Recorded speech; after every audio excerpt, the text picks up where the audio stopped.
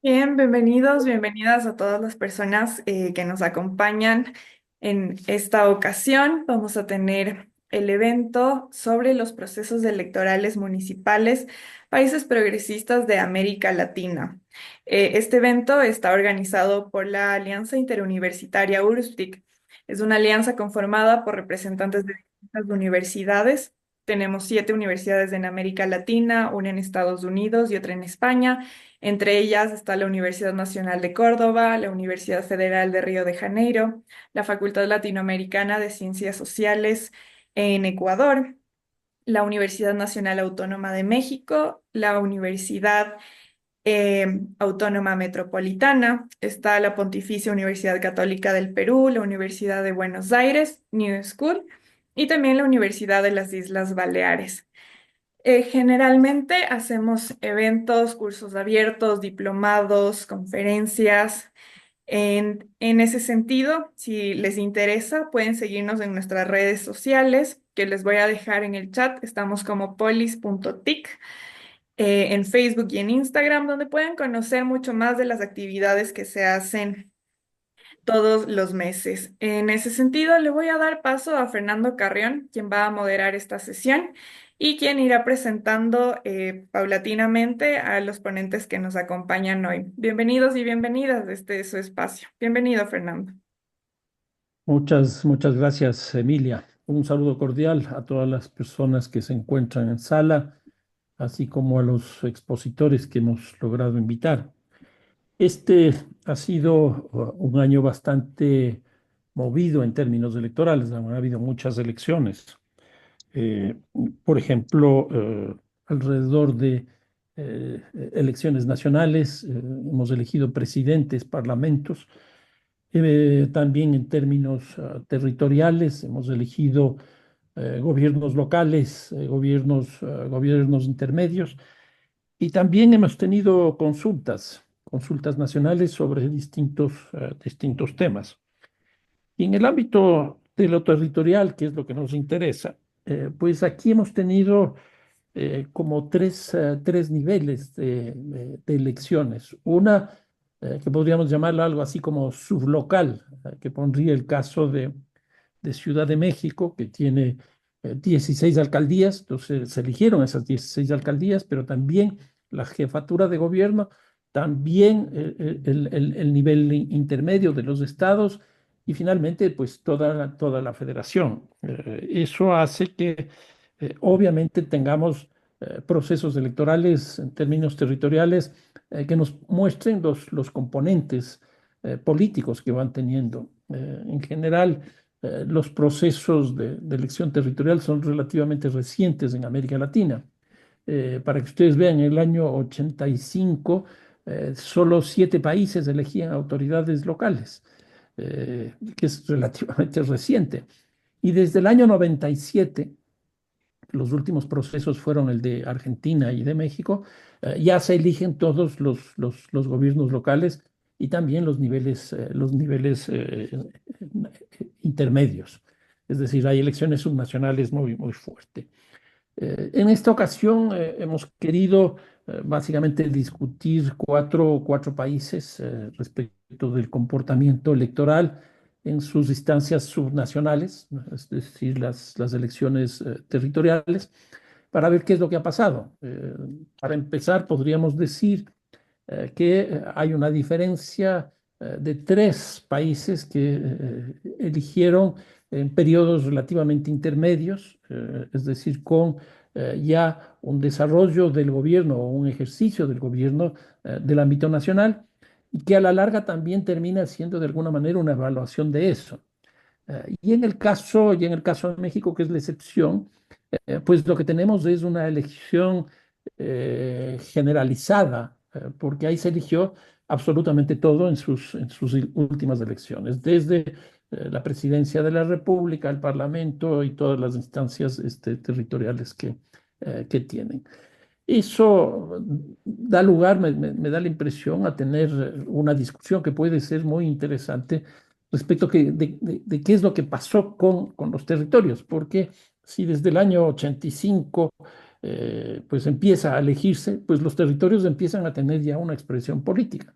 Entonces, la idea es un poco discutir cuál es esa expresión política. ¿Es de oposición? ¿Es de autonomía? ¿Es de construcción de nuevas alternativas, etcétera? Hace aproximadamente unos 15 años escribimos un libro que se llamó El giro a la izquierda en los gobiernos locales de América Latina. Y entre otras cosas, ahí nos llamó poderosamente la atención. Uno es que muchos alcaldes ya estaban llegando a ejercer los gobiernos nacionales.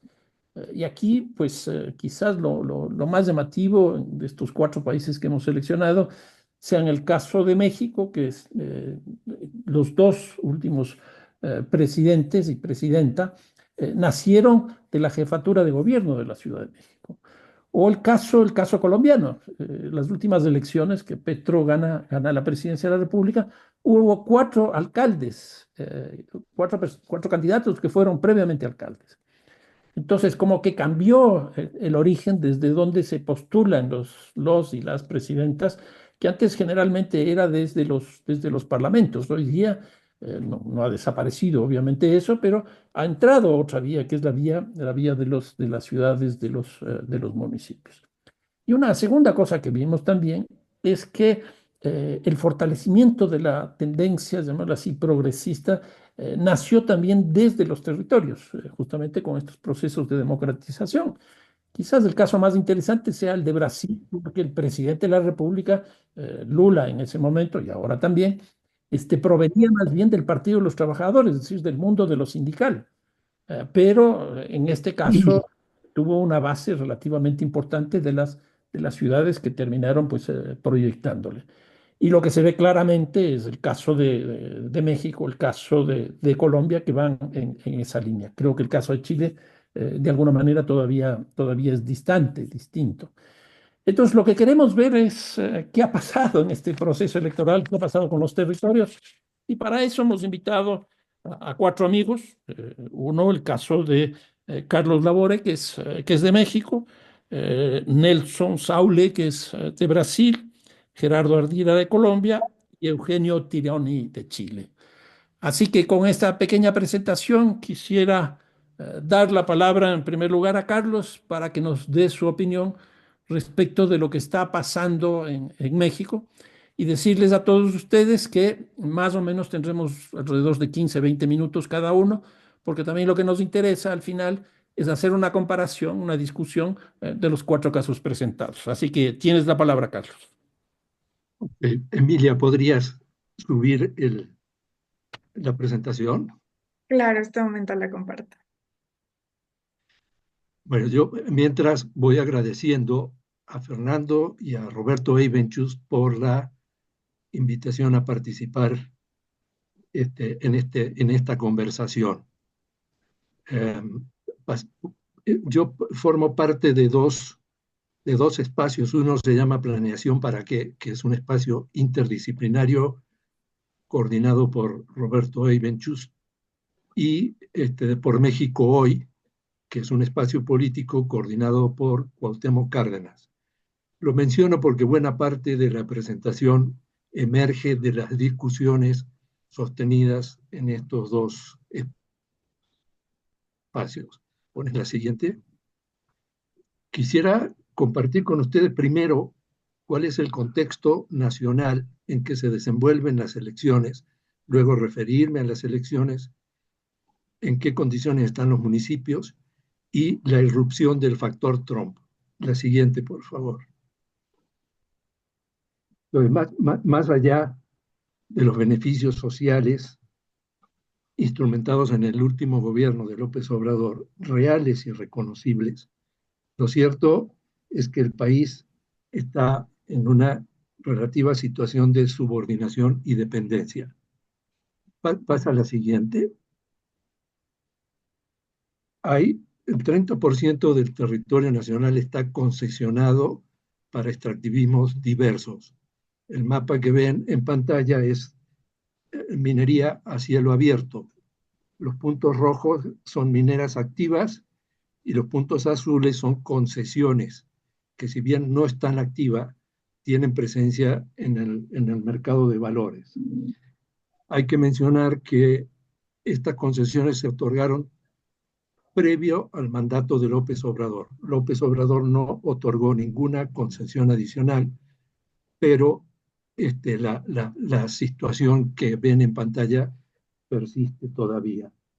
La siguiente. Bueno, para estas concesiones, el Estado mexicano construye toda la infraestructura que necesite: carreteras, líneas de alta tensión, presas para proporcionar agua y para generar energía, etcétera, y un montón de incentivos fiscales. La siguiente, si eres tan amable. Lo mismo ocurre con la parte industrial. Las maquilas manufactureras y las armadoras de auto han ocupado amplios espacios en la frontera norte y en la zona centro del país. México tiene 21 armadoras de auto y tiene más de 5.000 maquiladoras industriales, la mitad de ellas concentradas en la frontera norte. A pesar de eso, no hay un solo auto de marca nacional, ni ninguna manufactura de marca nacional, ni teléfono, ni computadora, ni televisión. Es decir, toda la producción está encarada a formar parte de cadenas de valor globales que no se controlan en el país. Algo parecido, no algo parecido. Ocurre con la producción agropecuaria, que desde hace 40 años viene transformando sus patrones de producción para sustituir granos como maíz, frijol, trigo, por berries, que son las que se consumen en Estados Unidos, o para talar bosques, sobre todo en Michoacán, para ampliar la superficie de cultivo de aguacate. Esto lo padece Brasil en la Amazonia con la ganadería, o Argentina en el Chaco con la soja. Es decir, que los procesos son muy, muy similares. La realidad es que México hoy consume el 70% de su alimentación importada de los Estados Unidos. Y los pequeños y medianos productores de granos del país se ven tremendamente afectados. En tiempos del gobierno de Fox, al comienzo de este siglo, Fox, por un decreto, ligó el valor a la bolsa de Chicago, lo cual da al traste con todas las posibilidades de las pequeñas y medianas empresas, que quedan sujetas a la capacidad de absorción de las grandes acopiadoras de grano, como son Cargill, Minsa o Gruma, que controlan el 87% del mercado de granos y de los productos derivados. Aquí hago una acotación. La titular de Minsa se llama Altagracia Gómez. Hoy es la que preside el Consejo Coordinador Empresarial, asesor del gobierno de Claudia Sheinbaum. Bueno, sobrepuesto a esto, la siguiente, si eres tan amable. Sobrepuesto a esto, tenemos el despliegue del crimen organizado. En el mapa que ven están reflejadas las dos principales organizaciones: el cártel de Sinaloa en amarillo ocre y el cártel Jalisco Nueva Generación en gris. Y los puntos señalando organizaciones menores desplegadas en todo el territorio. En este momento hay una situación grave a ver si puedo señalar, en Guerrero, Sinaloa y Chiapas. En Guerrero, después del huracán Otis, hubo una ocupación territorial de Acapulco, de 2, 3 carteles que se están disputando el territorio y que han vuelto al puerto en una zona invivible, además de todo lo que se vive en la sierra históricamente, ¿no? En Sinaloa está la disputa de 2 fracciones del cártel de Sinaloa, que corresponden al Mayo Zambada y al Chapo Guzmán, que se produce a partir de la detención del Mayo Zambada por una traición de los hijos del Chapo. En este momento Culiacán es una ciudad tomada en parte por las Fuerzas Armadas y en parte por las fracciones de cárteles. Están paralizadas las actividades económicas y, bueno, están viendo de qué manera se controla eso. En tanto, en Chiapas, en la frontera con Guatemala,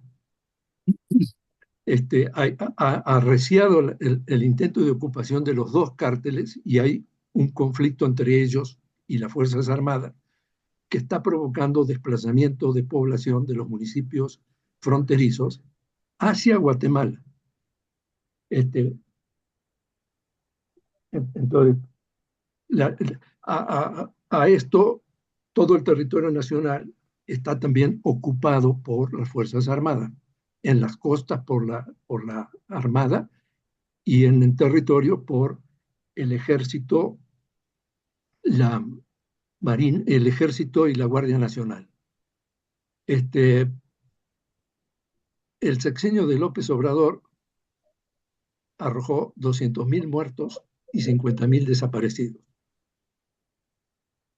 La Central Nacional de Inteligencia estima que las principales organizaciones criminales pueden tener entre 150,000 y 350,000 integrantes.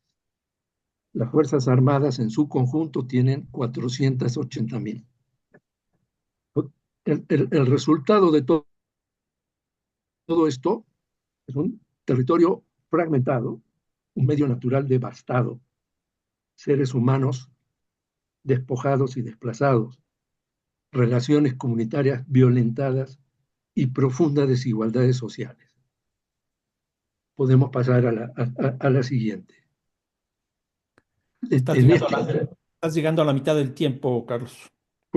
Bueno, interrumpimos cuando sea y continuamos en una segunda. Está bien. Voy a tratar de apresurar.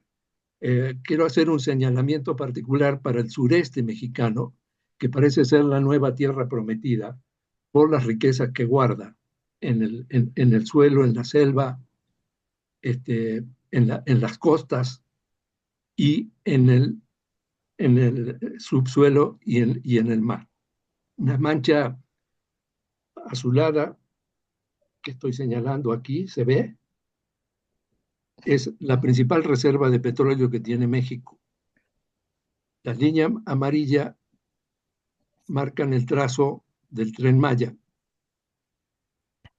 que es un tren que está afectando profundamente no solo al medio ambiente, sino a las relaciones comunitarias y productivas. Y esto es el corredor interoceánico, que está planteando, aparte de un tren de conexión entre los puertos de Coatzacoalcos y Salina Cruz en el Pacífico, un desarrollo, 10 parques industriales de entre 100 y 300 hectáreas cada uno, y estaba proyectado, no se ha vuelto a mencionar, debo decir, una franja libre de 20 kilómetros a ambos lados de la vía férrea, con lo cual se constituye en una verdadera barrera y en una división del territorio. Estas zonas más claras son los municipios afectados por ese desarrollo. Es decir, el conjunto muestra, debo añadir antes, el Tren Maya está a cargo del Ejército y el corredor interoceánico está a cargo de la Marina. Entonces, lo que se está produciendo aquí es una colonización territorial militarizada y una crisis socioambiental de larga duración, que tiene resistencias en el territorio. Pasemos a la siguiente. La siguiente, por favor. Otra. Este mapa muestra 82 experiencias comunitarias en defensa de los bienes naturales.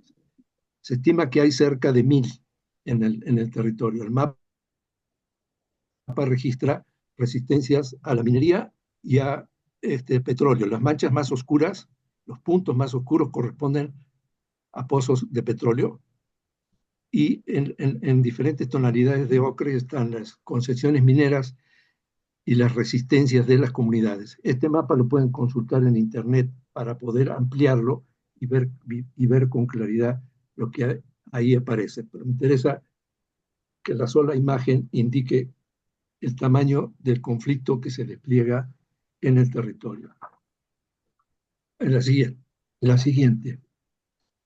Algunas experiencias que puedo mencionar de resistencias acompañadas de propuestas son como la Unión de Cooperativas Tosepan y Tatanisque en la Sierra Norte de Puebla, que alberga 29 municipios, 430 comunidades y 35.000 familias. Está constituida por 8 cooperativas y en ese territorio no hay crimen organizado. Es decir, donde las comunidades se organizan y funcionan, no, la penetración del crimen es muy baja. Está la experiencia para zapatista, hoy acorralada, luego podemos ver cómo. El pueblo Yaqui en la zona de Sonora, el municipio de Cherán en Michoacán. Ay, me salí. Ahí está. En varias comunidades de Yucatán, 5 municipios en autogestión, en fin. La siguiente, por favor. Lo que quiero decir es que hay desplegado en todo el territorio un montón de resistencias cuya característica es la fragmentación y la ausencia de coordinación entre ellas, la ausencia de articulación.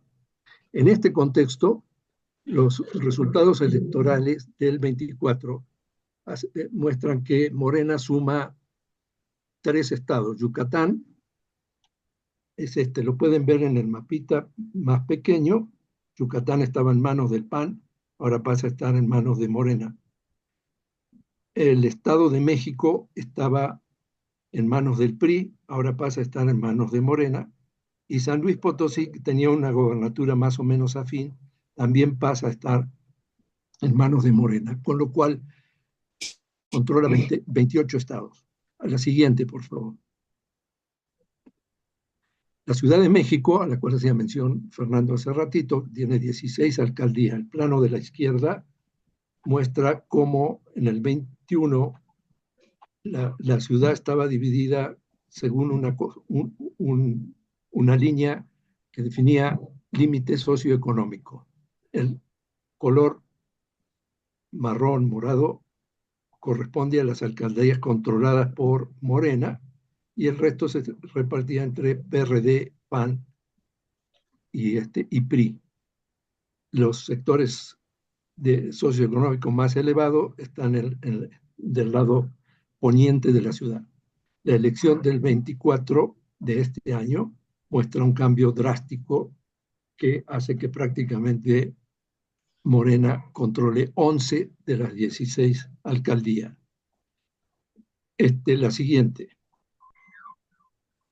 El Estado de México, que es colindante a la Ciudad de México, esta punta que se ve aquí, es parte norte de la Ciudad de México. Estaba el Estado de México bajo control del PRI en su mayor parte, y hoy, después de las elecciones de este año, pasa a estar bajo control de Morena. Con esto, toda la zona metropolitana del Valle de México es controlada por Morena, y eso puede facilitar la implementación de políticas metropolitanas integrales y coordinadas. Pasamos a la siguiente. La situación de los municipios. México tiene 2.460 municipios y 16 alcaldías en la Ciudad de México. Morena gobierna en total 1.020, con lo que duplica lo que gobernaba a nivel municipal en el 21. El crimen organizado controla, según estimaciones de diversos organismos, aproximadamente el 60%, es decir, alrededor de 1.500 municipios.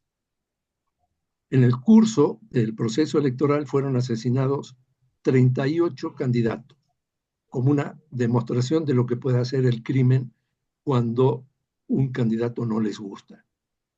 Y prueba de ello es que una de las primeras acciones que hace el gobierno de Claudia Sheinbaum es el operativo Enjambre, el 22 de noviembre, en el Estado de México, en el que fueron detenidos 24 funcionarios de 12 municipios por su colusión con el crimen organizado. El operativo continúa, entonces estamos a la espera de novedades. Culiacán, en Sinaloa, como ya les mencionaba, es un municipio bajo fuego, con sus actividades suspendidas por la disputa entre Chapos y Mayos. Y en la frontera con Guatemala, Chiapas es una zona de guerra. Hay municipios sin autoridades y población desplazada. En la Ribera Maya, el extractivismo inmobiliario determina y condiciona el funcionamiento de los municipios. Entonces, hay un funcionamiento municipal determinado por debilidad institucional, por el modelo extractivista, por los megaproyectos, por el crimen organizado y por las Fuerzas Armadas. Algunas excepciones a partir de comunidades organizadas que establecen sus gobiernos en municipios, pero son las menos. Las siguientes, ¿cierto? Bueno, esto establece el proceso electoral, y lo que ha ocurrido en estos 2 últimos meses determina que Morena controla los 3 poderes, absolutamente: el ejecutivo, el legislativo y el judicial. La reforma judicial y la desaparición de organismos autónomos significa un cambio de régimen y se consolida un poder concentrado de carácter cívico-militar, distinguido por apoyos monetarios a los sectores populares y toma de decisiones verticales. Persiste el extractivismo de materias primas, la maquila industrial y la explotación de mano de obra. Hoy, el nearshoring es el atractivo estelar para este gobierno, que hace de las relocalizaciones una potencial palanca para el crecimiento de la economía. Entonces, el gobierno de Claudia Sheinbaum está proponiendo 10 corredores industriales, 100 parques industriales, la ampliación de 6 puertos y trenes de pasajeros. Uno Estamos podría decir, terminando el tiempo, Carlos. ¿perdón? Estamos terminando el tiempo. Ok, termino con esto y Dale, dale, dale. dejo el factor Trump para la siguiente ronda. Para el próximo año. Lo destacable de esto es que otra vez, igual que en el proceso de 40 años de maquilización de la economía, otra vez el factor que detona una posible política económica de crecimiento nos viene dado de afuera, no es a partir de las necesidades del país y de su población. Hay una enorme concentración de poder económico y financiero y no hay la menor intención de provocar una reforma fiscal hacendaria que implique distribución de riqueza, no distribución de ingresos, sino distribución de riqueza, que tiene una altísima concentración en el país. En definitiva, el territorio se ocupa en función del norte desarrollado, no a partir de las necesidades de la población, ni de las potencialidades regionales, ni de las condiciones de protección ambiental que amerita cualquier desarrollo.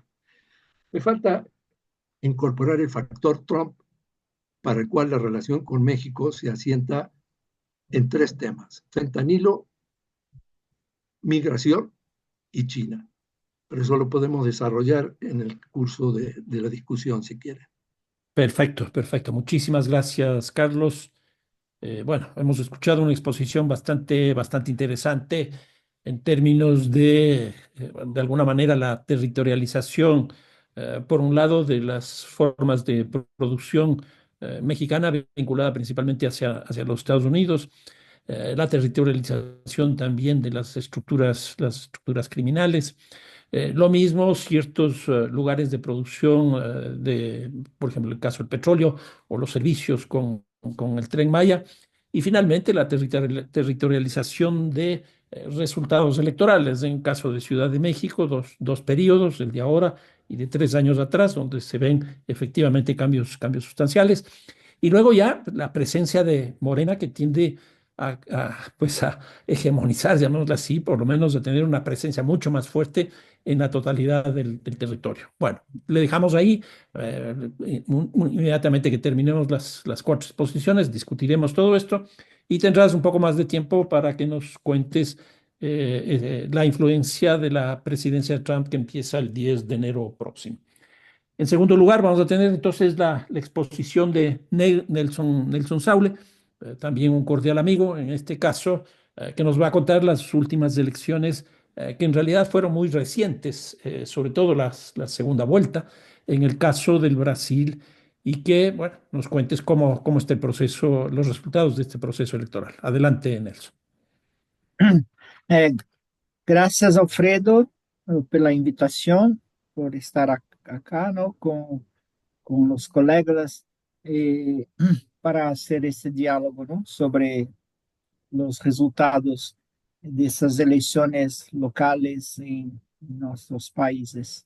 Bueno, acá em Brasil, no, primeiro é importante, seguro que tenho conhecimento, mas entender que Brasil é uma federação, não? Então, é uma diferente de outros países, temos eleições locais, não, para os municípios, separadas das eleições nacionais para a presidência e depois também para os estados federados, não, para governadores de estados. Então, sempre há uma diferença de 2 em 2 anos entre as eleições locais e as eleições nacionais e estaduais. Bueno, como foi mencionado, não, estamos novamente desde o ano passado com um governo brasileiro liderado, não, pelo presidente Lula. É claro que isto houve cambios importantes, não, na situação em Brasil, principalmente sobre a questão que era mais perigosa, que era a questão da democracia acá em Brasil, não, que estava muito debilitada, não, e muito insegura, não, sobre como seria se seguisse com Bolsonaro, não, como presidente brasileiro. Bueno, sobre a questão do processo eleitoral acá em Brasil, como foi mencionado, não, tivemos eleições recentes, não? Foi basicamente no mês de outubro, essas eleições. E há algumas questões que queria compartilhar, não? Sobre esses resultados. Há claramente entendimento, não, de que a eleição mostrou o Brasil dividido praticamente em 3 grupos de ordem de importância.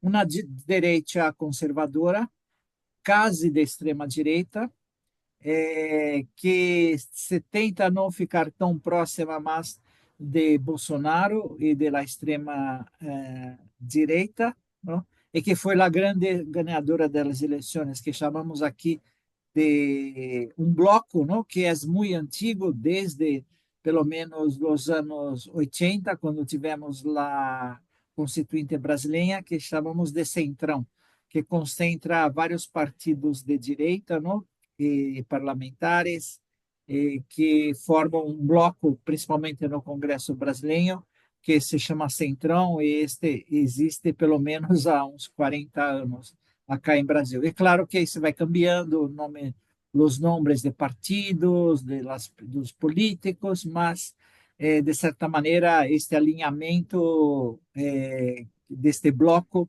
é já pelo menos quatro décadas, não? Que existe enquanto blocos partidário. Não é formal, é mais uma aliança política.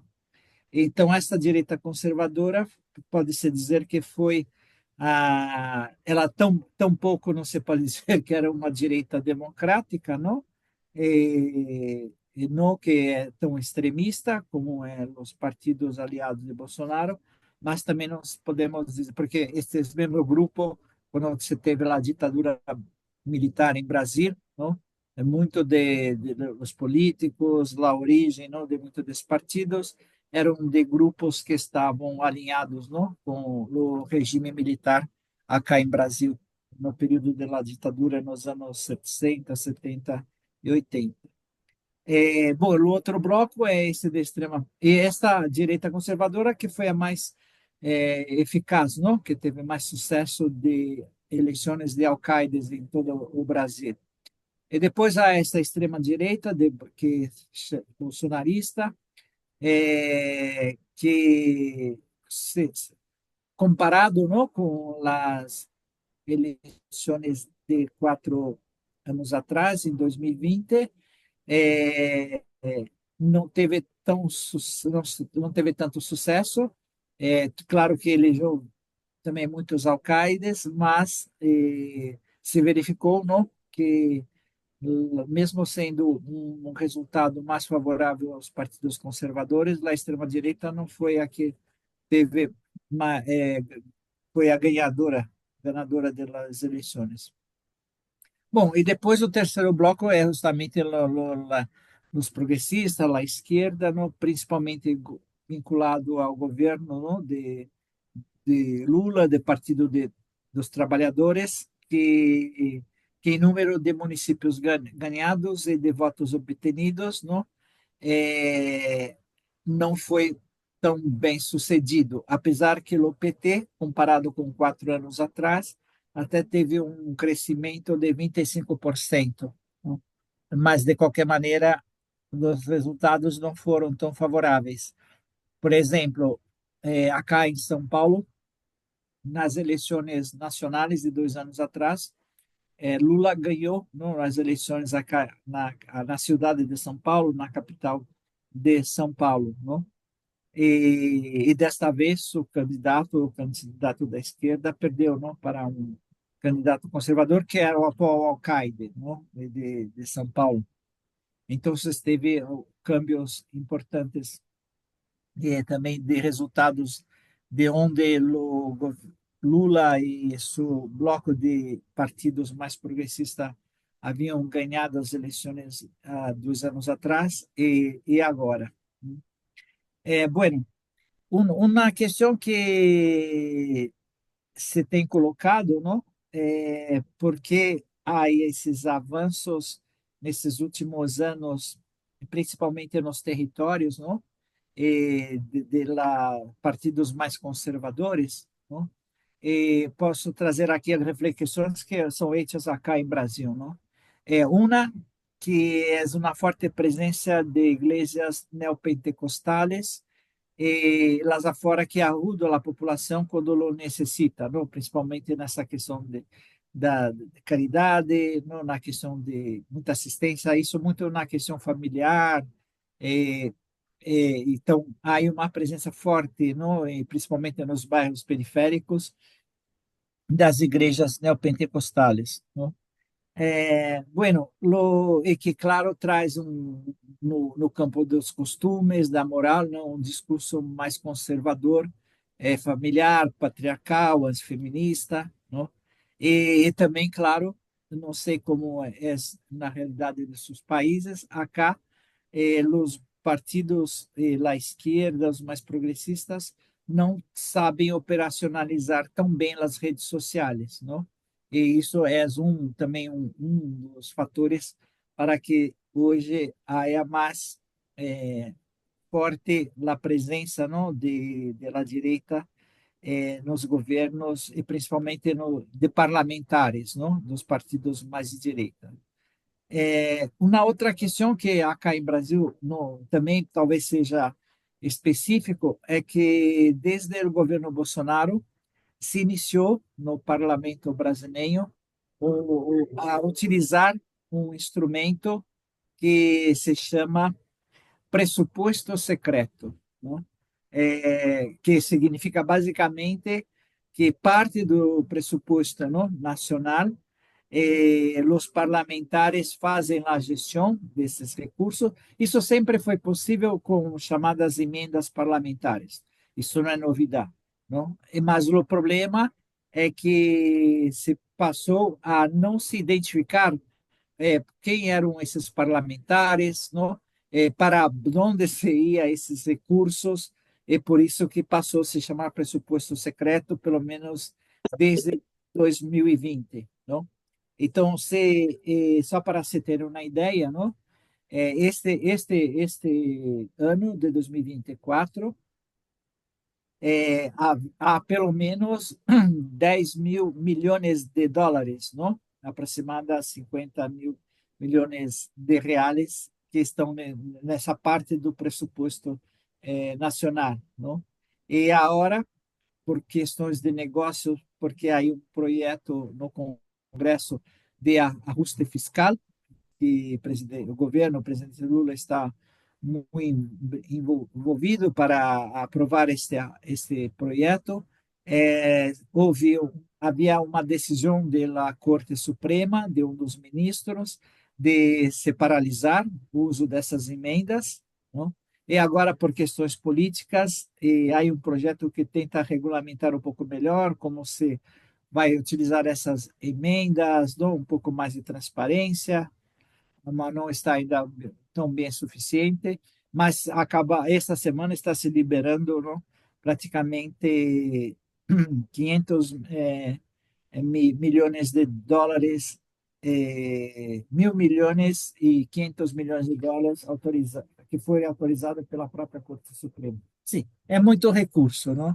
E por que estou falando disso? Porque este foi um dos grandes, vamos dizer assim, impactos, porque todos esses recursos foram diretos para, claro, para municípios, para, em especial, para os governos dos partidos de alcaides, não? Que são mais conservadores, de direita ou até de extrema direita, e é seguro, não? Isso é uma avaliação general, não é só de quem é mais progressista, que foi um dos grandes impactos, não?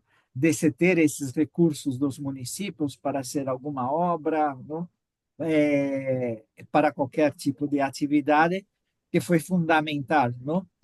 Acá em Brasil, a maioria dos alcaides foram reeleitos, não? Isso também é um dado importante de se ter conhecimento, mesmo e principalmente nas capitais, não? Como foi o caso acá de São Paulo, como foi o caso do Rio de Janeiro, não?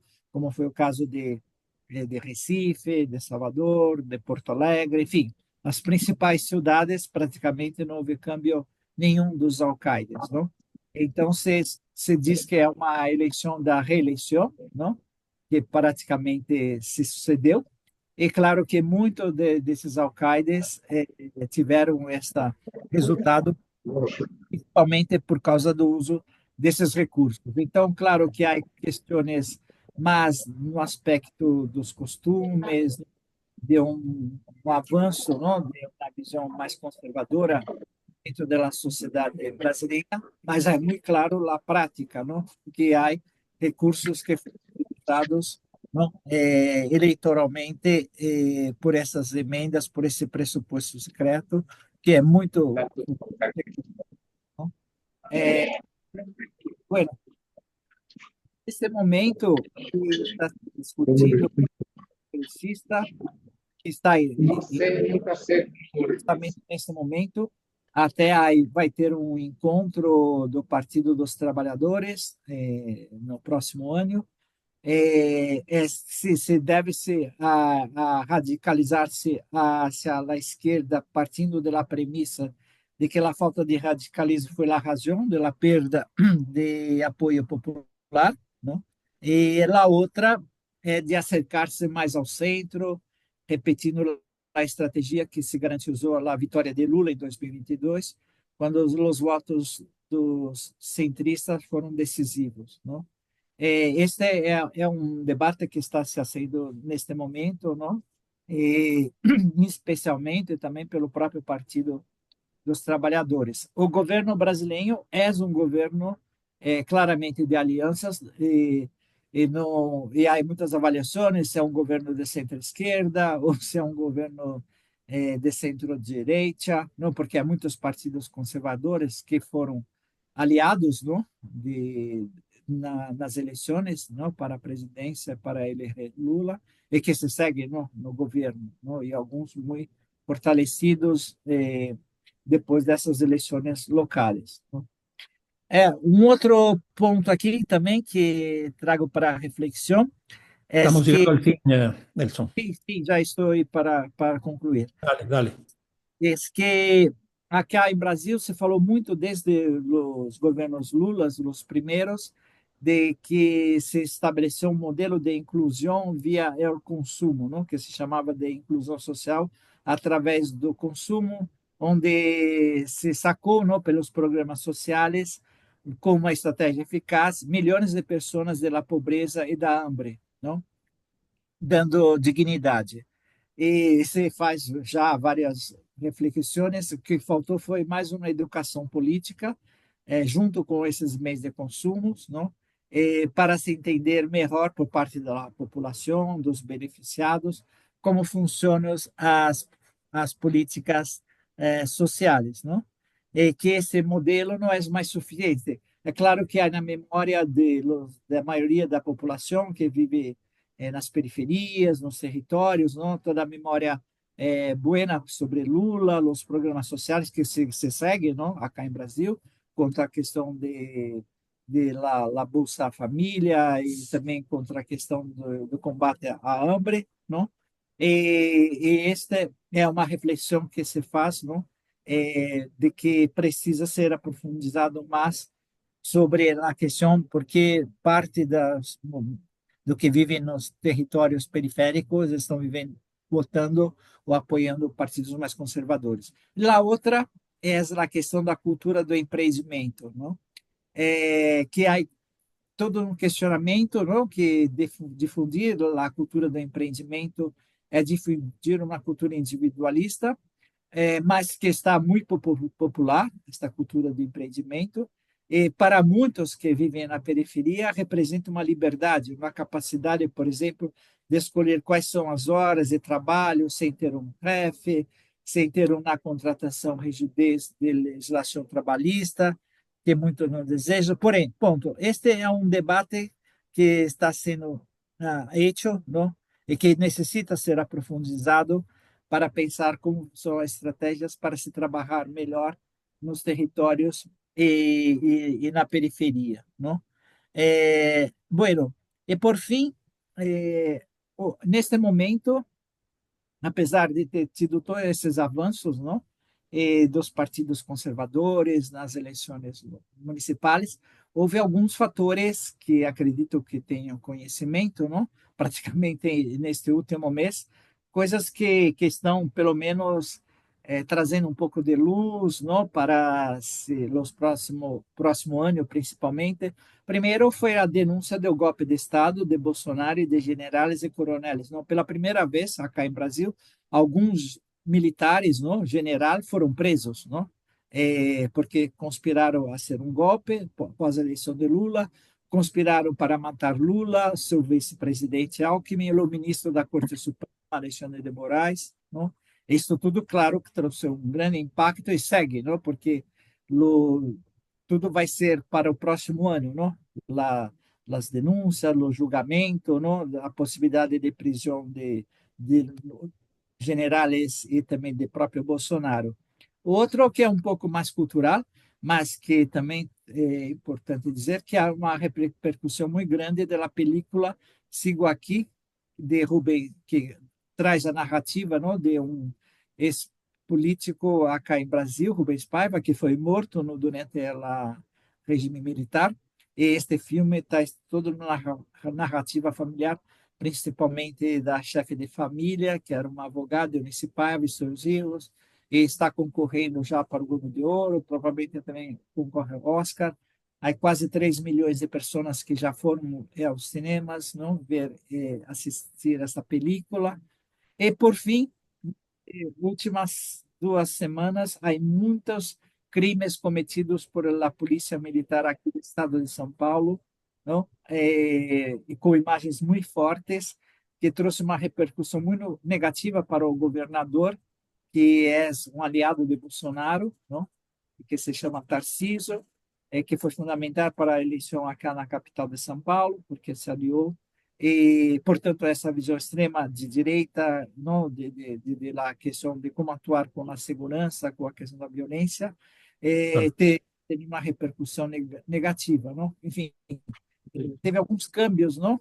Um pouco da questão do cenário acá sobre essas questões que são mais conservadoras e que pelo menos agora estão acuados, não? Com todos esses acontecimentos.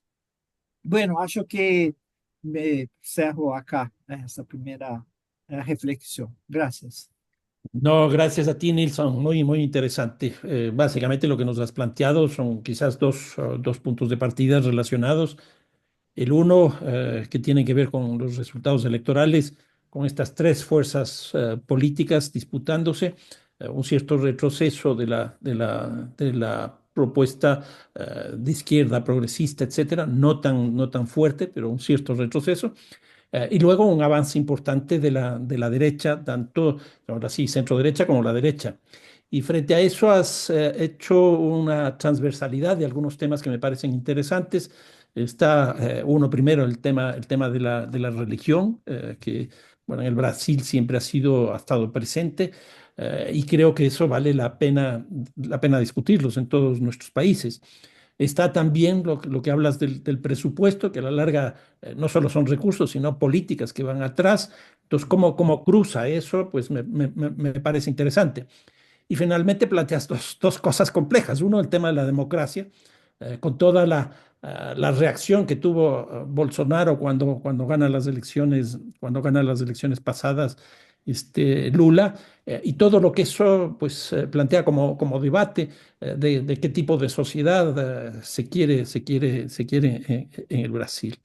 Y me llama la atención también, en este caso sí, igual que en México, el tema de la violencia. Yo creo que la violencia en nuestros países está entrando ya como un tema transversal en términos electorales. Y la tercera cuestión que nos planteas, que me parece también interesante, es que vienen después de estas elecciones. El debate que estarían teniendo dentro del PT para ver si es que se van más hacia el centro, si se van más hacia la izquierda, pero a la larga es una discusión de cómo estas elecciones pueden plantearnos algo hacia las próximas elecciones que se vienen, que son obviamente las nacionales.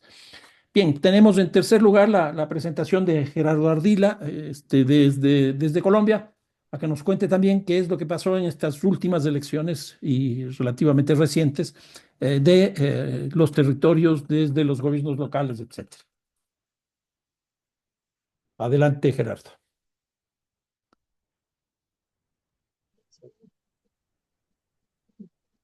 Muchísimas gracias, Fernando. Ante todo, muchas gracias por la invitación. Y pues a los colegas de invitados, fantásticas sus presentaciones. Yo voy a concentrarme en cuatro puntos que son fundamentales, que, que, que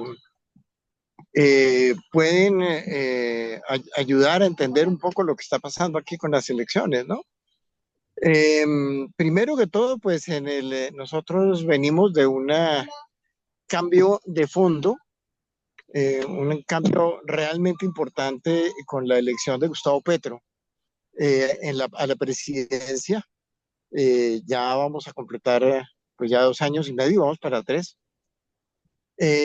Y lo más importante de la elección de Gustavo Petro es llamar la atención sobre el hecho de que desde la fundación de la República realmente el gobierno ha estado en manos de la élite colombiana, una élite racista, clasista, cerrada, que sucede en el gobierno.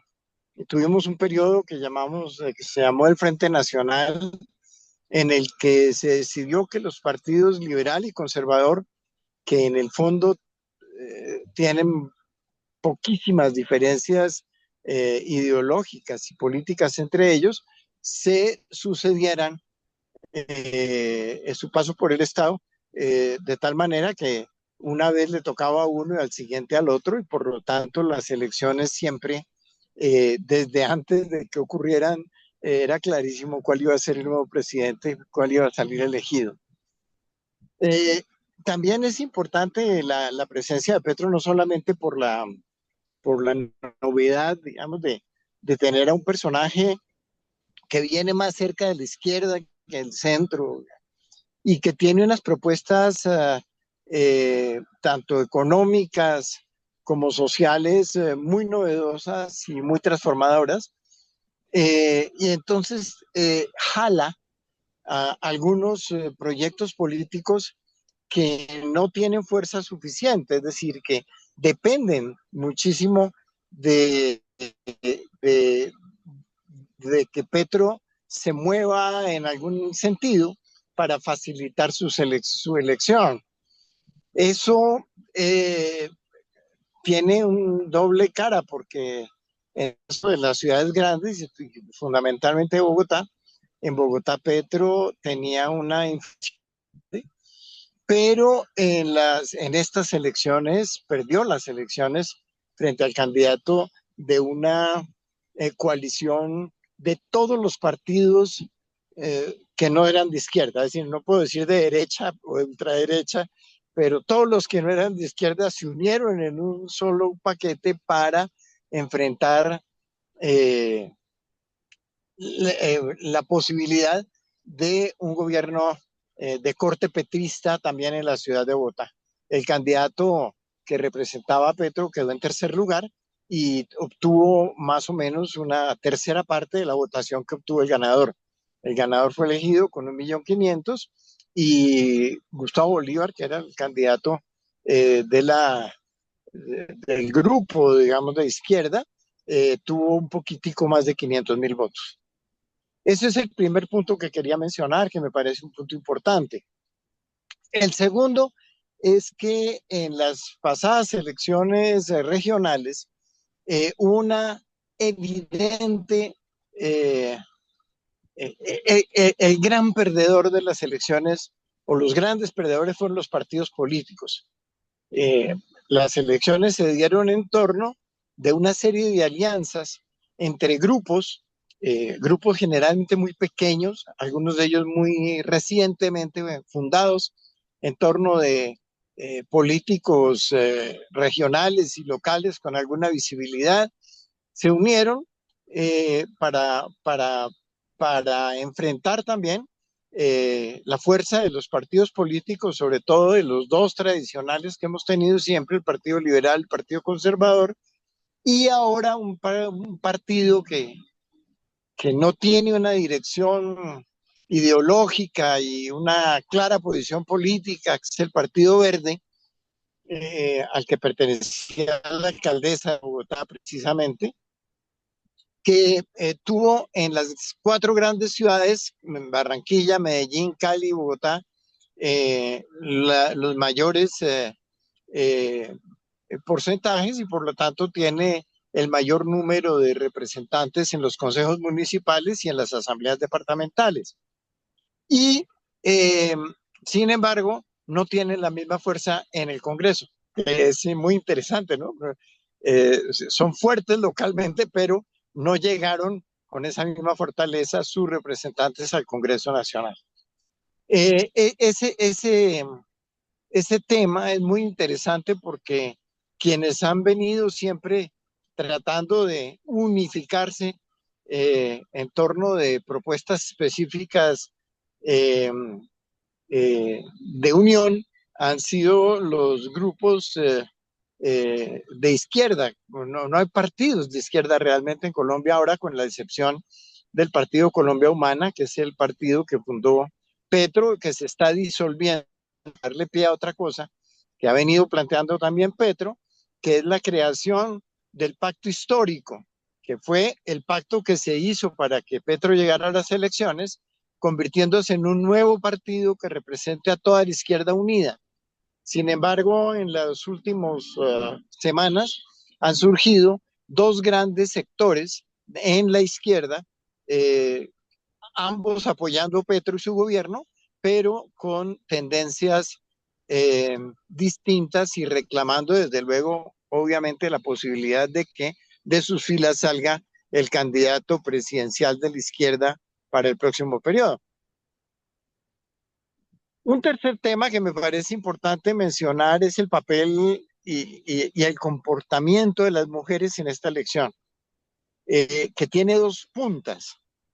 Primero que todo, sorprendentemente, aumentó la presencia y la participación femenina en las elecciones de una manera muy significativa, al punto que representaron más del 64, casi 64.7% de los electores, por encima, desde luego, entonces, de los hombres, y, y mostrando una tendencia que se ha venido viendo en la calle, y es que cada vez más las mujeres tienen una participación decidida y muy deliberativa en los procesos políticos en el país.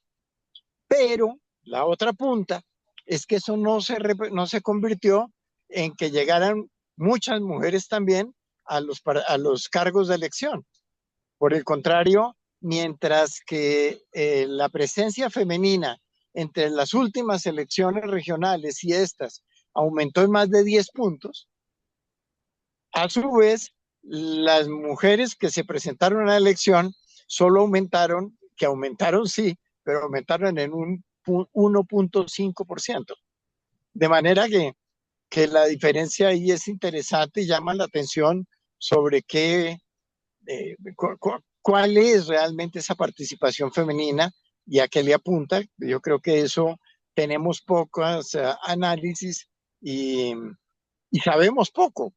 Sabemos solamente que están participando mucho y que son fundamentales en cualquier decisión electoral, pero no entendemos todavía muy bien cómo son los procesos de esa participación y cuáles son los mecanismos de esa participación. El cuarto punto que quiero mencionar tiene que ver con el hecho de que pues, en las pasadas elecciones, por primera vez, la izquierda llega al Congreso con una representación importante, una representación por encima del 26%, lo que auguraba un cambio también de las actitudes propias del Congreso. Muchos jóvenes sin experiencia en cargos públicos, sin experiencia política previa. Algunos encontraron la elección pues porque quedaron en un puesto en el cual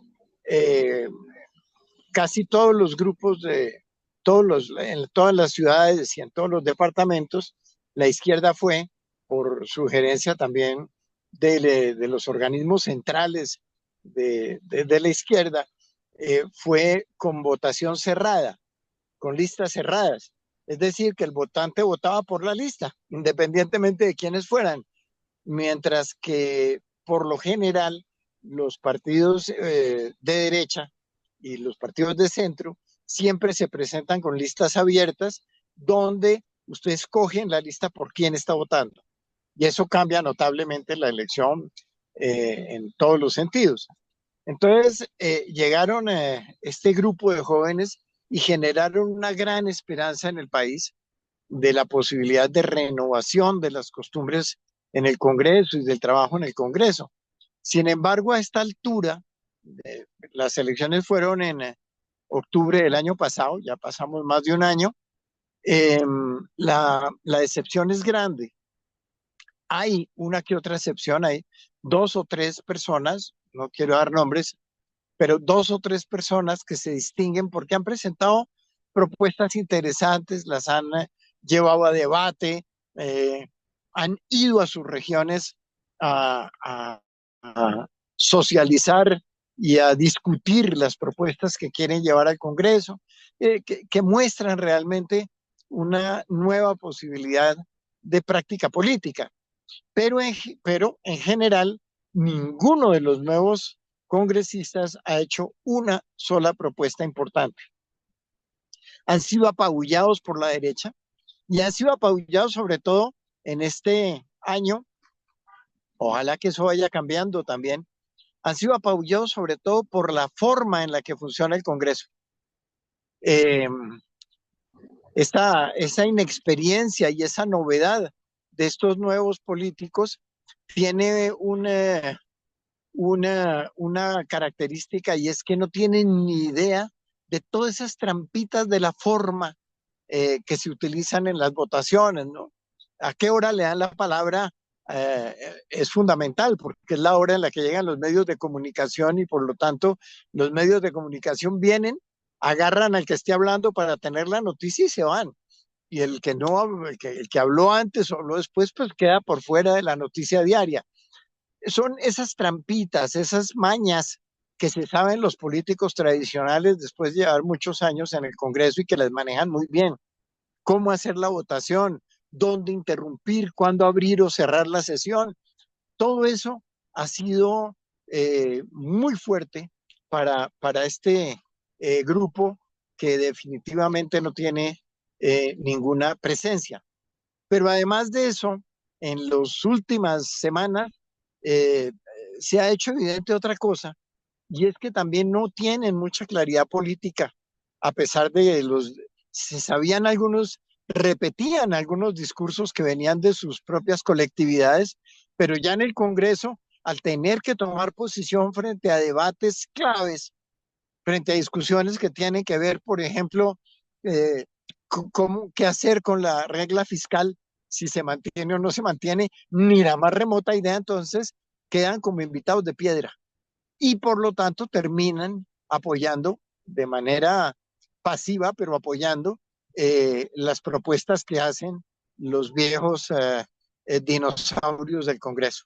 El Congreso sigue, ahora perdimos todo ese esfuerzo, ojalá todavía les queda por delante un poco más de la mitad del tiempo, ojalá que en ese tiempo logren aprender y logren presentarse de una manera distinta, además porque la crítica ha sido fuerte contra ellos, ¿no? En general.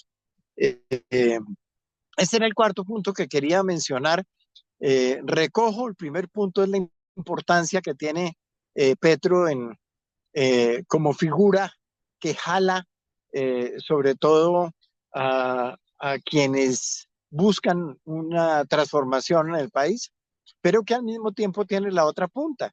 Petro, desde que se posicionó, ha estado diciendo, este se llama el gobierno del cambio porque arranca procesos de cambio, pero estoy seguro de que durante mi gobierno vamos a lograr muy poco, son 4 años de gobierno, ya vamos por más de la mitad, y claro, lo que hemos logrado parece mucho en una gran medida, pero lo que no pudimos lograr ya es mucho también, ¿no? Hubo un poco de, de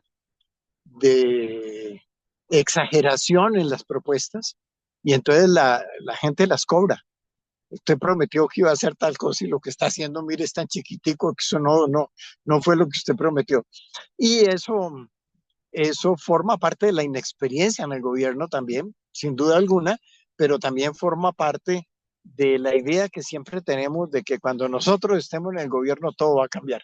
Y pues resulta que no es así y no ha ocurrido así y probablemente no va a ocurrir así y va a ser muy difícil que para los próximos procesos electorales, tanto presidenciales como para el Congreso y los cuerpos colegiados, va a haber una gran dificultad debido a esa negativa de personas que votaron muy entusiasmadas sin ser de izquierda por la izquierda. De manera que ese es el primer tema. El segundo, de nuevo, el papel de la mujer.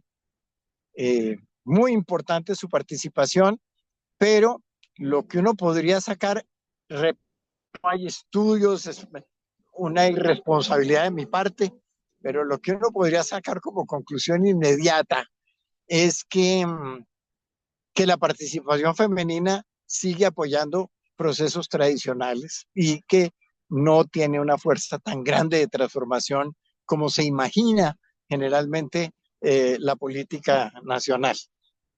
El tercer tema es el de la llegada de los jóvenes al Congreso y de la decepción que eso ha implicado en todos los sentidos.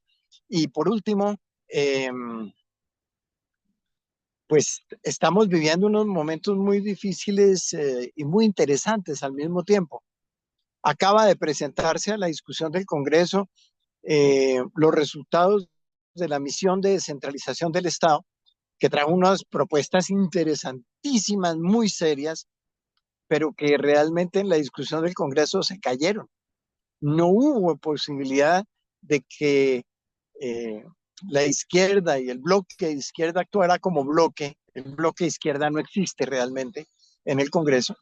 Y en cambio, sí hubo una fuerza grandísima desde las regiones, donde pues el éxito electoral estuvo en cabeza de los grandes varones electorales y de las élites regionales que volvieron al poder con todas sus posibilidades y con toda su capacidad y reclamando nuevamente la confianza de los electores que piensan que más vale malo conocido que bueno por conocer.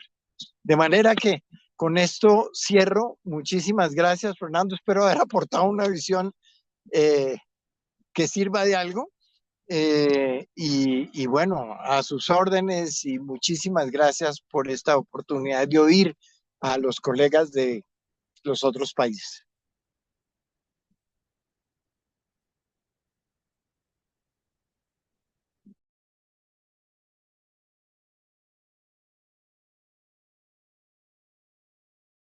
El micrófono no se escucha, Fernando. Fernando, no se oye.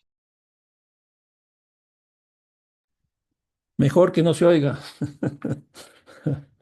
A ver, muchísimas gracias por tu presentación. Hay algunas cosas que me parecen interesantes. Uno, lo que significa sin duda el proyecto que lleva a cabo el propio presidente Petro y la condición simbólica de lo que él representa. Y claro, un proceso electoral como el que se vivió en Colombia, de alguna manera pone en cuestión esa situación o lo reafirma. Y la impresión que da es que bueno, el crecimiento de la derecha también es relativamente fuerte, no solo en términos electorales, sino que toda su maquinaria empieza a moverse ahí. Y eso muestra, por ejemplo, la caída que tú señalas de Bogotá con esa diferencia tan grande, pero que no es solo el caso de Bogotá, es el caso de Cali, el caso de Medellín, las ciudades más grandes, que eso obviamente complica en términos territoriales su propia gestión. Una siguiente cosa que planteas y que me pareció interesante es todo el tema del descrédito de la política y de los partidos políticos, y más bien la emergencia de la mujer como una actora que tiende a presentarse en las elecciones, pero desgraciadamente no a representarse ya en el ejercicio de gobierno, porque los resultados no terminan siendo tan próximos a los que se quiere. Es decir, si tenemos el 67% de las mujeres votando, lo lógico sería que tengamos algo representativo a eso en términos de las elecciones, pero no corresponde eso. Ahí hay una disonancia que puede provenir de la propia cuestión de género, como tú lo planteas, o en su defecto, de los propios partidos políticos. Y lo último, para ir incorporando las dimensiones, porque está el Ejecutivo, está toda la parte territorial, y tú le añades el tema parlamentario, que obviamente si no tenemos los parlamentos, esa es una cosa muy compleja. Lo que se ve de estos cuatro países es que el único país nuevamente que tendría esa posibilidad es el caso de México, porque el resto, los parlamentos están en contra del Ejecutivo, o por lo menos no la mayoría de los ejecutivos en los parlamentos, lo cual hace que ese también sea un espacio bastante complicado. Así que, bueno, muy interesante para seguir debatiendo esto. Y finalmente, tenemos la presentación de Chile en la palabra de Eugenio, que nos va a comentar qué es lo que pasó también en estas últimas elecciones, que creo que incluso fueron las más próximas en el caso de los cuatro que estamos trabajando. Así que, Eugenio, tienes la palabra. Bueno, muchas gracias, Fernando. Muchas gracias por la invitación. Voy a intentar ser breve. Nosotros hemos tenido en Chile 5 consultas en los últimos 3 años, o sea, tenemos yo creo, casi un récord mundial de consultas, en las cuales hemos estado, buena parte de ellas han tenido que ver con la Constitución, en que se ha auxiliado de lecturas muy identitarias o territoriales, eh, eh, así llamadas woke, a posturas más bien conservadoras, eh, más bien reaccionarias. Es curioso porque el electorado ha ocupado como patrones diferentes en función de cada elección. No hay un patrón unánime, uniforme. Hay que como analizar cada elección en su propio mérito. Eh, Acabamos de tener esta elección, como tú recuerdas, Fernando, en octubre, de los alcaldes, concejales, gobernadores y consejeros regionales, donde hubo una alta participación porque se ha restablecido el voto obligatorio, y esto hace que tengamos votaciones sobre el 80%, con una fuerte votación de migrantes, algo que primera vez que se da, que no alteró mayor, y también tuvimos, y ambas cosas, el voto obligatorio y la votación migrante, no modificaron mayormente el mapa electoral como se pensó en un momento. Se pensó que este iba a ser un voto que favorecería masivamente a los candidatos más conservadores, y no fue así. Y lo que se vio en general fue una distribución bastante horizontal de las preferencias políticas, ¿no? Salvo el barrio alto de Santiago, que bastante que es enteramente de derechas, digamos. El resto del país está bastante distribuido entre derechas e izquierdas. Ahora, yo diría que en general, dicho lo anterior, como introducción en general, lo que se ve es un afianzamiento de los poderes locales y comunales y regionales. La población reconoce el valor de la democracia local, como quizás el mayor valor que le da la democracia, eh, y reconoce también el apoyo que encuentra en los municipios para su vida cotidiana y para sus problemas cotidianos. O sea, se ha generado una suerte de estado bienestar hormiga, a partir de los municipios, que la población valoriza mucho. Se ha afianzado también, al menos simbólicamente, la figura del gobernador o gobernadora, en circunstancias que todavía no está muy claro, y está por verse cuál es el poder real del cual van a disponer. Pero ya en los primeros 4 años que llevamos con esta experiencia, es evidente que son figuras que han conseguido un peso político relevante, que uno esperaría que se traduzcan en peso efectivo, en peso material, en peso financiero, entre otros, en los próximos años, y un tema abierto hoy día al debate. Respecto al perfil de las personas elegidas en general, son personas que se caracterizan por su capacidad de realización, realizadores, digamos, managers. Se busca gente efectiva, líderes efectivos en la resolución de problemas, anclado en el territorio. Aquí importa el anclaje territorial más que la ideología, y el anclaje territorial normalmente toma tiempo. O sea, son personas que llevan algunos años, ya sea como consejeros locales, municipales, ya sea como líderes locales, ya sea como dirigentes gremiales, pero hay un muy marcado desanclaje ideológico político. O sea, en una comuna uno puede tener elegido a un alcalde o una alcaldesa de extrema izquierda, y en la comuna al lado, que es idéntica, puede tener a una persona de extrema derecha, y eso va a ser en función de los perfiles personales que ya mencioné. Pero en general también el perfil de las personas elegidas tiende a inclinarse hacia la moderación. O sea, una persona demasiado conflictiva, ya sea como gobernadora, ya sea como alcalde, no nos conviene a nosotros como comunidad, porque eso va a dividirnos y además, nos va a producir problemas frente al gobierno de turno, cualquiera este sea. Por ende, hay una suerte de preferencia funcional por perfiles moderados.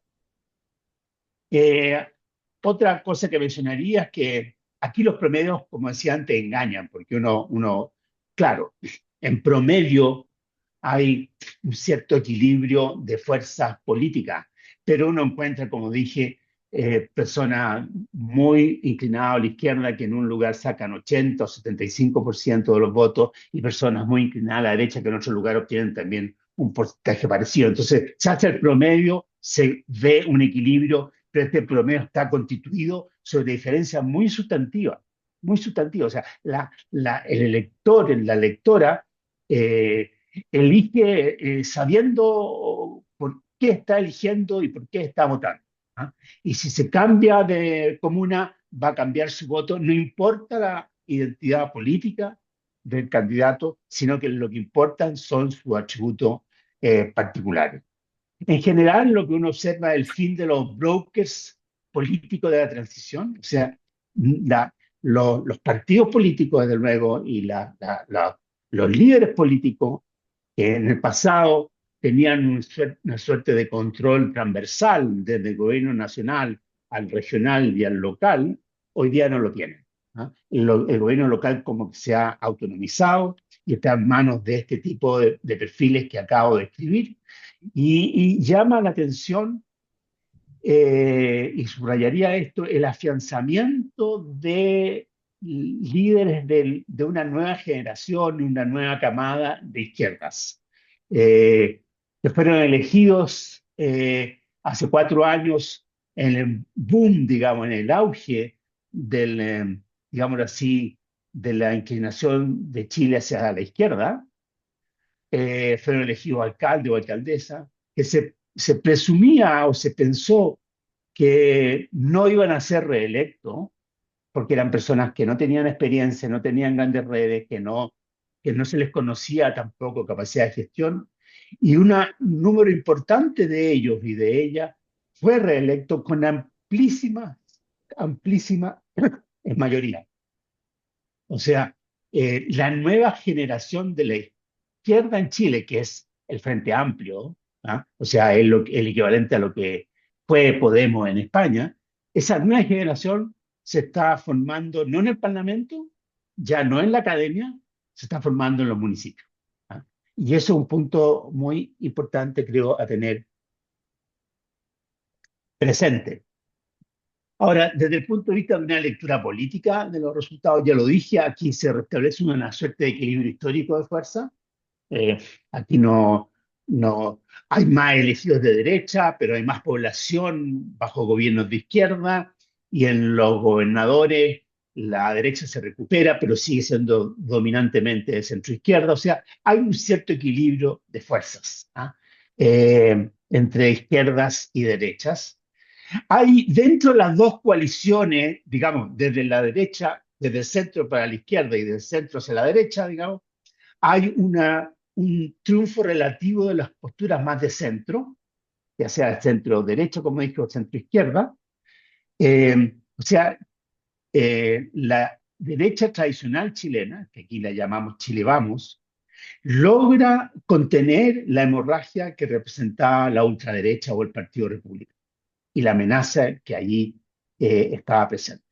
O sea, aquí no tenemos un partido republicano que se rinde ante Trump, ni una derecha francesa que se desgaja a favor de Le Pen. ¿Ah? Aquí tenemos más bien una situación a la española, donde el PP logra resistir el embate de Fox. ¿Ah?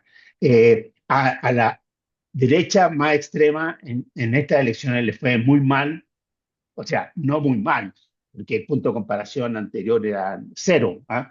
Pero estuvo muy lejos de alcanzar los resultados que buscaba, ¿no? Que era controlar más o menos un tercio de los municipios y controlar más o menos un tercio de las gobernaciones, y está controlando mucho menos que eso, ¿ah? Ni un 10%. Lo mismo pasó con digamos así, el polo más bien socialdemócrata, que va del centro a la izquierda, lo que es la antigua concertación, lo que fue la antigua concertación, que logra también bastante buenos resultados, sobre todo respecto al Partido Comunista. Al Partido Comunista le va definitivamente mal, le da definitivamente muy mal.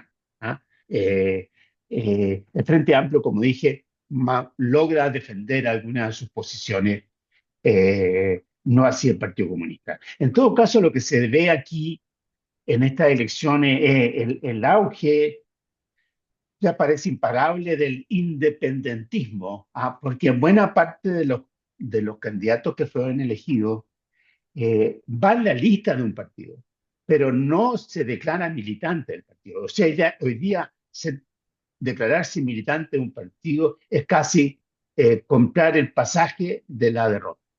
Por lo tanto, los y las candidatas buscan presentarse como independientes, este es un problema mayor, digamos, por el cual se está buscando hoy día corregirlo a través de una reforma del sistema electoral que restituya parte del poder perdido de los partidos políticos.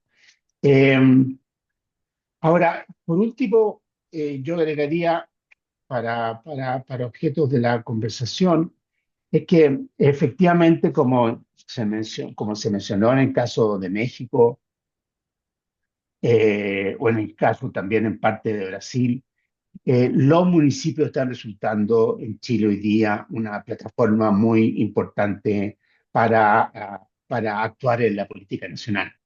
Eh, bueno, de hecho, la candidata de la derecha, Evelyn Matei, bueno, tiene una larga trayectoria política y ha sido ministra, ha sido parlamentaria, diputada y senadora, pero su posición actual, su posicionamiento actual como una persona ejecutiva relativamente pragmática, eh, viene de su condición actual de alcaldesa de un municipio bastante rico en la ciudad de Santiago, que le ha permitido lucir muchísimo.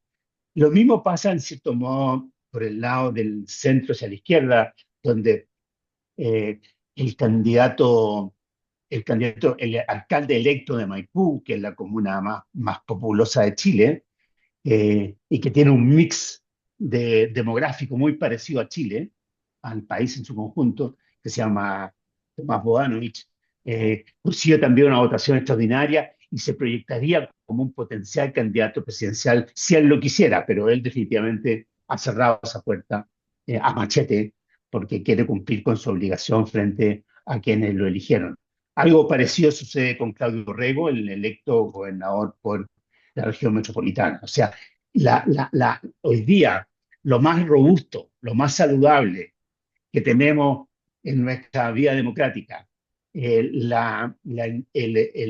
liderazgo y la institución más respetada por parte de la ciudadanía está a nivel local y en cierto modo a nivel regional en forma emergente. No obstante, los numerosísimos casos de corrupción que hay, los numerosísimos conflictos que pueden haber a nivel local, hoy día la empresa chilena reposa fundamentalmente sobre lo que está pasando en este plan. Eso es lo que tengo por decir, así que muchas gracias, Fernando. No, muchísimas gracias a ti, Eugenio. Creo que ha sido una interesante exposición donde, bueno, salen algunas cosas interesantes. Una primera es la diversidad de elecciones que ustedes han tenido, empezando por las consultas. Hablaste de 5, es impresionante. Y claro, las principales, las consultas o referéndums alrededor de la Constitución, o sea, tan fuerte como eso.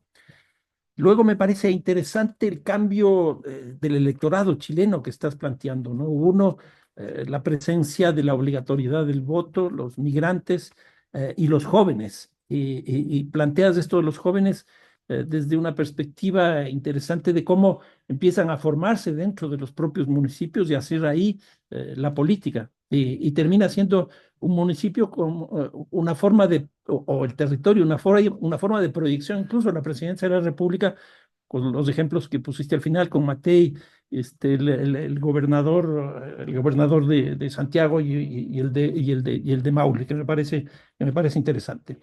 En otras palabras, en tus mismas dichos, la lógica del afianzamiento de lo local me parece muy interesante porque Chile siempre fue considerado un país altamente centralista. Y esto que tú estás mostrándonos es un proceso ya distinto, porque hay un peso en los municipios, porque hay un peso en las gobernaciones, que hace que justamente les proyecten a niveles infinitamente superiores. Y luego lo último es lo que tú llamas el equilibrio de fuerzas de centro, izquierda, derecha, etcétera, que por lo menos a mí me cambia un poco la imagen de lo que yo tenía como los resultados electorales de Chile frente a los procesos. Creo que ha sido muy interesante la sesión. Hemos escuchado México, hemos escuchado Brasil, hemos escuchado Colombia y ahora Chile. Si tienen algún comentario, alguna pregunta, obviamente bienvenidos sean. Y simplemente pues me piden la palabra y yo les doy, o en su defecto, pues simplemente entran y listo, ¿no?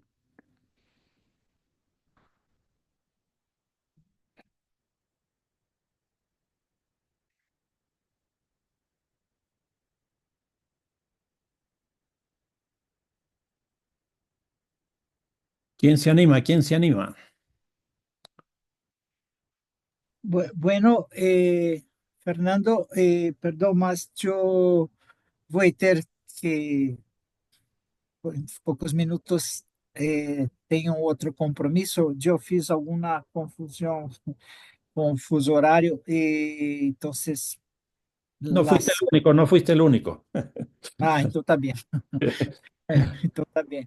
Não, só queria então comentar que acá em Brasil, não, depois dessas eleições, temos um fórum, isso mais de sociedade civil, com acadêmicos, associações de profissionais, há muitos anos, não, que é um fórum brasileiro de reforma urbana e agora muito pelo direito à cidade, e que vamos tentar, não, a partir do próximo ano, porque também uma questão importante aí da questão local são os vereadores, né, os councilors, né, Concejales.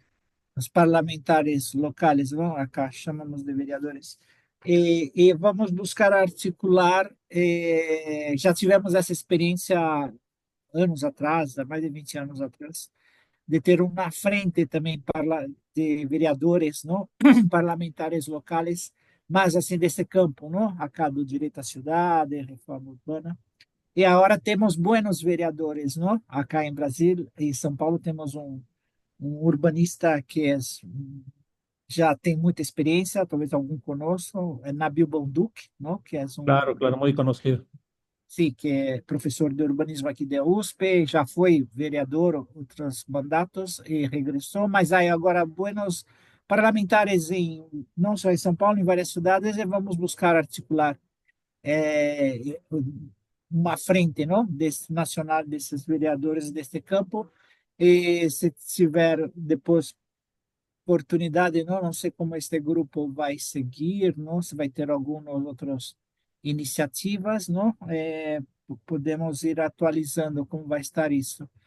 E é seguro que acá em Brasil, não, só para finalizar, com certeza vão ter iniciativas, não, sobre a questão local durante a COP, não, que vai ser em Belém no próximo ano, que é uma agenda, claro, mais internacional, mas asseguro que vai ter também muitas iniciativas e que possamos pensar, não, alguma iniciativa que um pouco como esta, não, que me pareceu muito rica, não, de ter um diálogo de diversas experiências e vivências de países, pensar algo para a COP também, não, só como uma sugerência aí para o próximo ano. No, muchísimas gracias, Saúl. ¿Alguien más quiere decir algo más de los expositores incluso? Carlos,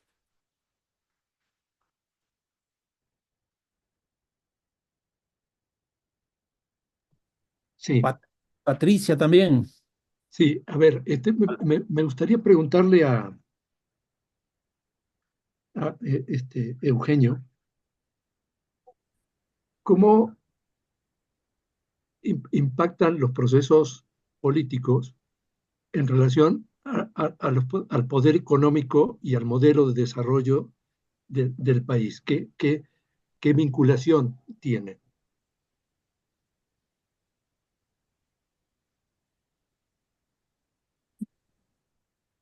Difícil pregunta, pero en el margen, en el margen, en el margen. No, no son cambios sustanciales. Eh, se intentó, se intentó a través del proceso constitucional y con la elección de Gabriel Boric en términos más bien discursivos, pero sobre todo con el proceso, con la propuesta de nueva constitución, introducir cambios sustanciales. ¿Ah? Eh, pero al llevarlo a plebiscito, esto fue rechazado por la población, un poco por las mismas razones que Nelson comentaba, de que hay una, finalmente un acomodo a este régimen de mercado con provisión privada de bienes públicos, eh, con cierta desconfianza en la eficiencia y la transparencia del Estado. Y, y la idea, digamos, más revolucionaria del presidente actual, Boric, se vieron muy damnificadas por ese resultado. Y además, él mismo comenzó a perder de forma bastante violenta popularidad. Y él dio un giro a partir de eso hacia el centro, digamos. A diferencia de un Allende que murió con la bandera al tope, eh, él optó por una transacción, en el fondo, por una moderación, por un acercamiento con las viejas fuerzas de la concertación, que hoy día forman parte de su gobierno, y ha encontrado un cierto acomodo que le permite mantener la gobernabilidad del país, le permite tener un porcentaje muy valioso, de un 30% de respaldo, le permite hacer reformas, si uno quiere, menos estructurales, menos llamativas, pero importantes para la población en materia, sobre todo de vida laboral, de medio ambiente, de ahora último en materia de seguridad, eh, en materia tributaria, eh, en materia de recuperación para el Estado de algunos recursos naturales como el litio, eh, a través de una alianza con un productor privado chileno. O sea, si uno hace el balance de estas micro reformas, a lo mejor si uno las suma, tienen bastante más valor que, que macro reformas que terminan en la pura retórica. Entonces, eh, como digo, el resultado de esto es que aquí no hay un cambio de sistema, no hay un cambio de modelo, pero sí hay homeopáticamente medidas que van en un sentido progresista. eh, Después de una sociedad que pasó por un momento de mucha excitación, ¿ah? De mucha excitación, que pudo habernos conducido, si con un gobernante finalmente menos sereno, menos sabio, pudo habernos conducido a un quiebre parecido al del 73. Gracias. Yo, buenas tardes. Gracias, Fernando, y gracias a los expositores, a Carlos, Nelson, Eugenio, eh, Gerardo. Viéndolo a nivel global, es preocupante nuestra situación en América Latina, pensando en cómo dar una transformación eh, a estas economías extractivistas, a la herencia de las economías extractivistas, ya sea planteando un cambio de régimen que no excluya las formas democráticas en términos territoriales ni políticos, y también cómo hacer cambios para poder ir contrarrestando los poderes fácticos instalados territorialmente, como lo mostró Carlos, que es realmente, digo, lo vivimos cotidianamente, pero que es muy alarmante ver la territorialización de la violencia y la repartición de los enclaves territoriales con los que tenemos décadas y que es realmente complejo pensar en su erradicación en en un periodo al menos corto, pero qué posibilidad tienen nuestros gobiernos, nuestros estados como región latinoamericana de empezar a contrarrestar, ya sea como decía Eugenio, en el caso de Chile, a nivel micro, empezar a hacer cambios microlocales, cómo fortalecer la misma fuerza de las comunidades locales, como en el caso de Tosepan, que mencionó Carlos, que es un ejemplo muy esperanzador en este país, como en el caso de las comunas, que tienden a esa parte independiente y hacer cambios en términos de política social y cambios pequeños, pero que puedan ir sembrando hacia grandes cambios y a contrarrestar estos poderes que tienden a ser disolutorios a nivel de la región.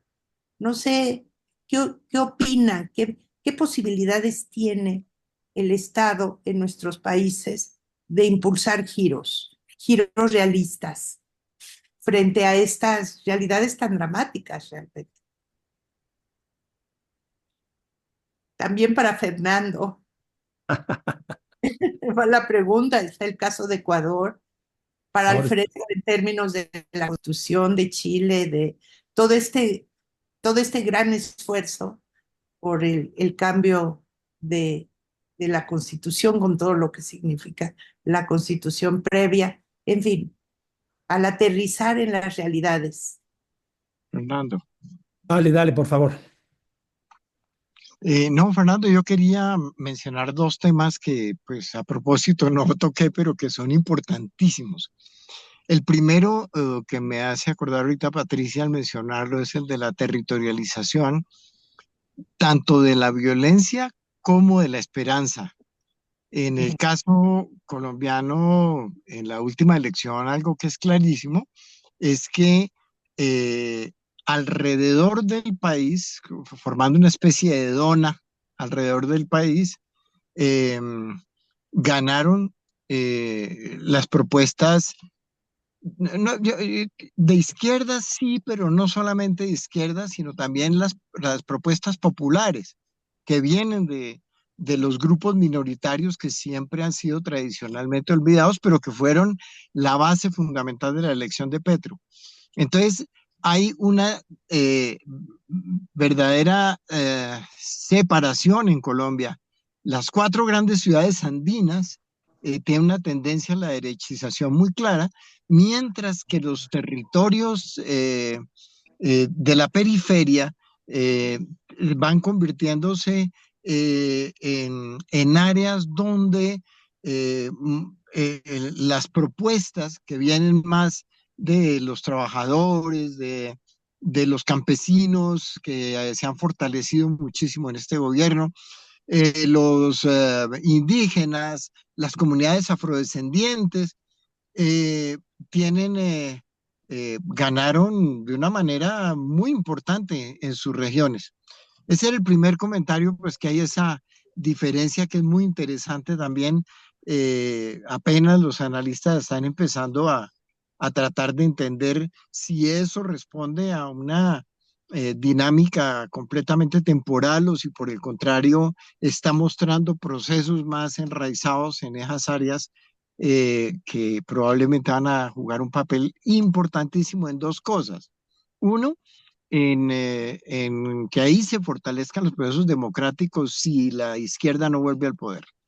Y segundo, eh, que probablemente si gana la extrema derecha, llegar a ganar, van a ser las áreas donde se concentra la violencia. Eh, ya de entrada es clarísimo esa doble relación. El segundo punto que quería comentar también y que he viajado por fuera también a propósito es el papel importante que juegan los temas ambientales en todos los sentidos. En primer lugar, pues el cambio ambiental, el cambio climático sigue siendo uno de los factores importantes para la elección. Varios de los elegidos, sobre todo los consejos municipales, nosotros tenemos 1.104 municipios y en todos ganaron, perdón, en los municipios donde ganaron fuerzas no tradicionales, uno de sus estandartes fundamentales fue la lucha contra el cambio climático, la lucha contra las extractivismo en todas sus formas, obviamente empezando por el petróleo, el carbón y siguiendo pues con el cobre, el oro y últimamente es la lucha contra la instalación de micro em, Pequeñas p- centrales p- económicas. generadores eléctricos, pequeñas hidroeléctricas sobre los ríos pequeños de los municipios. Hay una lucha contra eso y hubo varios concejales elegidos por representar esa lucha. Entonces, los temas ambientales están jugando un papel importantísimo hoy en día en las elecciones en Colombia y probablemente esto va en aumento. Eran esos dos temas para sumarlos a lo que ya habíamos planteado antes. Gracias, Fernando. No, no, muchísimas gracias a ti. Creo que ya es hora de que vayamos cerrando. Estamos cumpliendo justamente 2 horas de debate, exposición, etcétera, sobre un tema que a mí me ha parecido muy, muy interesante. Esta comparación de cuatro países, 4 procesos electorales, bajo un mismo sombrero, esta idea de países progresistas, al menos desde los gobiernos nacionales, creo que da para seguir reflexionando, para seguir pensando. Me parece que las intervenciones han sido muy buenas y si empezamos ya a comparar eso, los resultados van a ser bastante, bastante grandes. Así que simplemente para cerrar, agradecerles infinitamente. Esto va a estar, va a ser, vamos a subir a nuestras redes sociales, les daremos llegar también a ustedes, a los expositores, la grabación de esta mesa, para que sigamos trabajando. Y si es que creen conveniente iniciar otro tema o un tema relativamente parecido, pues podríamos seguir en esa misma línea.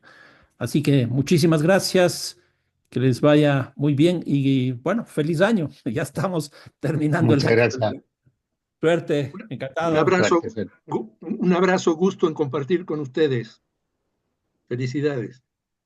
Gracias por sus intervenciones, una excelente mesa y con esto cerramos la sesión. Un buen día. Un abrazo, gracias. Gracias, Patricia, nuevamente.